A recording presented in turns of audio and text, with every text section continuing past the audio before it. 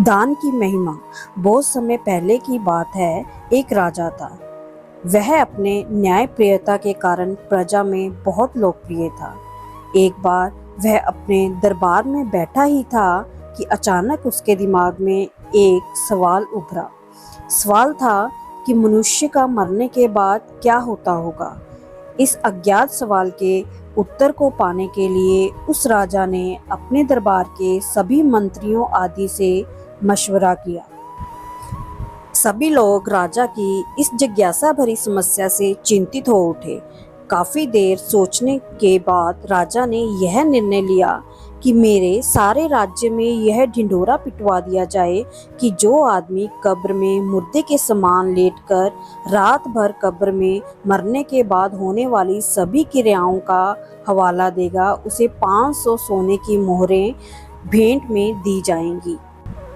राजा के आदेशानुसार सारे राज्य में उक्त ढिंढोरा पिटवा दिया गया। अब समस्या आई कि अच्छा भला जीवित कौन व्यक्ति मरने को तैयार हो।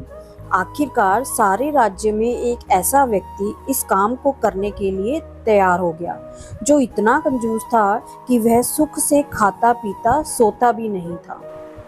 उसको राजा के पास पेश किया गया। राजा के आदेशानुसार उसके लिए बढ़िया फूलों से सुसज्जित अर्थी बनाई गई। उसको उस पर लिटाकर बकायदा श्वेत कफन से ढक दिया गया और उसे कब्रिस्तान ले जाया गया। घर से जाने पर रास्ते में एक फकीर ने उसका पीछा किया। उससे कहा कि अब तो तुम मरने जा रहे हो, घर में तुम अकेले हो, इतना धन तुम्हारे पास घर में ही कैद पड़ा रहेगा, मुझे कुछ दे दो।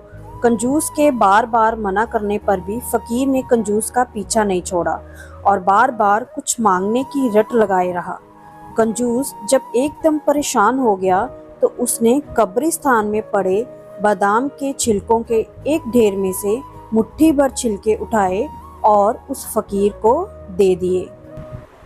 बाद में कंजूस को एक कब्र में लिटा दिया गया और ऊपर से पूरी कब्र बंद कर दी गई। बस एक छोटा सा छेद सिर की तरफ इस आशा से रखा गया कि यह इसके सांस लेने में काम आएगा और अगली सुबह राजा को मरने के बाद का पूरा हाल सुनाएगा। सभी लोग कंजूस को उस कब्र में लिटाकर चले गए। रात हुई। रात होने पर एक सांप कब्र पर आया और छेद देखकर उसमें घुसने का प्रयत्न करने लगा। यह देखकर कब्र में लेटे कंजूस की घबराहट का ठिकाना ना रहा।